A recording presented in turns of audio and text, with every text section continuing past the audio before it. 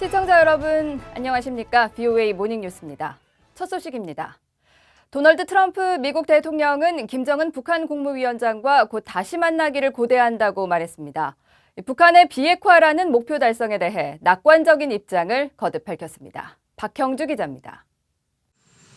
김정은 위원장과 판문점 회담을 마치고 백악관으로 복귀한 뒤 트럼프 대통령은 연이틀 이번 회담을 자찬하며 기대감을 나타내고 있습니다. 1일 올린 트위터에선 김 위원장과 지난 주말을 함께한 것은 대단했다며 우리는 훌륭한 만남을 가졌고 그는 매우 건강하고 좋아 보였다고 말했습니다. 그러면서 김 위원장과 곧 다시 만나기를 기대한다고 밝혔습니다. 트럼프 대통령은 30일 김 위원장과 판문점에서 만난 뒤 기자들에게 김 위원장을 미국으로 초대했다고 말한 바 있습니다. I did. Actually, at some point it'll all happen. If it all works out, at some point that'll all happen. 이와 관련해 미 일부 언론은 미국의 대통령 선거가 실시되는 내년에 김 위원장의 워싱턴 방문이 성사될 가능성이 있다고 전망했습니다. 트럼프 대통령은 트위터를 통해 이달 중 재개될 예정인 미북 실무협상에 대해서도 기대감을 나타냈습니다. 미국의 실무협상팀이 매우 오랫동안 지속적으로 해결되지 않은 문제의 해법을 찾기 위한 만남을 진행할 것이라고 밝혔습니다. 그러면서 서두르진 않겠지만 궁극적으로 해법에 도달할 것으로 확신한다고 말했습니다. 이와 관련해 마이크 폼페오 국무장관은 북한 외무성을 상대로 이달 중순 무렵 협상을 시작할 것으로 예상한다고 밝혔습니다. 또 판문점 회담을 통해 김정은 위원장이 뭔가 매우 중요한 것을 진정으로 이루려 한다는 느낌을 받았다면서 우리도 적절한 때 그렇게 하기를 원한다고 말했습니다. 한편 백악관은 공식 홈페이지 첫 화면에 역사적인 순간이라는 제목과 함께 트럼프 대통령과 김 위원장이 판문점 군사분계선에서 만나는 영상을 게시했습니다. 사각에서 한 발자국 건너시면 사상 처음으로 우리 땅을 밟으시는 미국 대통령이 되십니다. I'm okay with it. You will be the first U.S. president to cross I'd be this very line. proud. 지난 2월 합의 없이 끝난 하노이 미북 정상회담 이후 4개월 넘게 답보 상태였던 협상이 역사적인 판문점 미북 정상회담을 계기로 실질적인 진전으로 이루어질지 주목됩니다. VOA 뉴스 박형주입니다.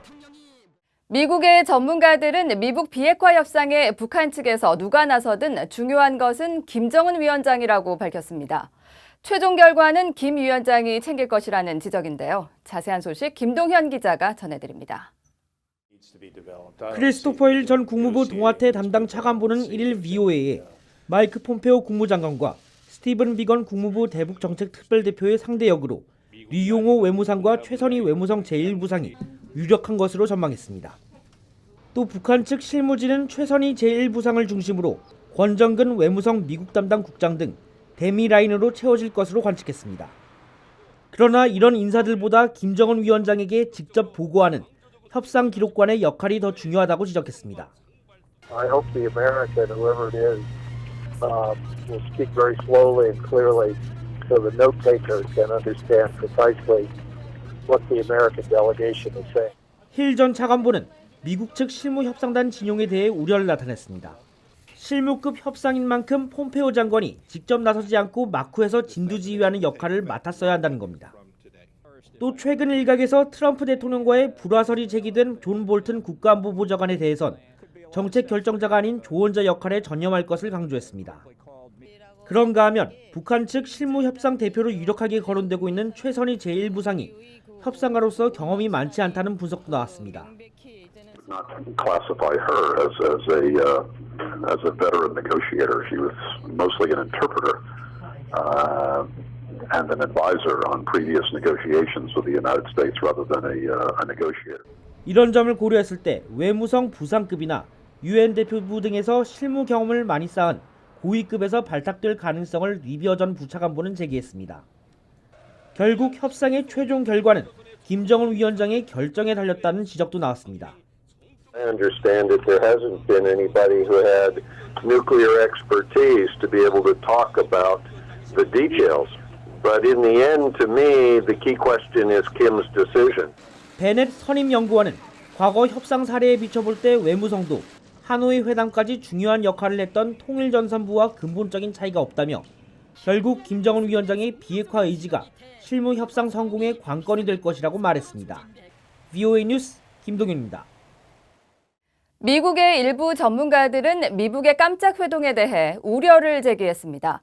자칫 북한 정권의 선전수단으로 악용될 수 있다는 것입니다. 박승혁 기자입니다. 일부 전문가들은 미북 정상 간 깜짝 만남이 의도치 않은 부작용을 낼 수 있다고 지적했습니다. 김정은 위원장의 입지를 한층 공고히 해 대북 제재로 쌓아올린 효과를 반감시킬 수 있다는 것입니다. Well, then it really undermines the diplomatic isolation and the pressure that the international community would otherwise push on North Korea to get it to alter its behavior. 미국이 구체적인 비핵화 소득을 얻지 못한 채 하노이 회담 이후 국내외적으로 입지가 좁아진 김 위원장의 위상만 높여졌다는 지적도 나옵니다.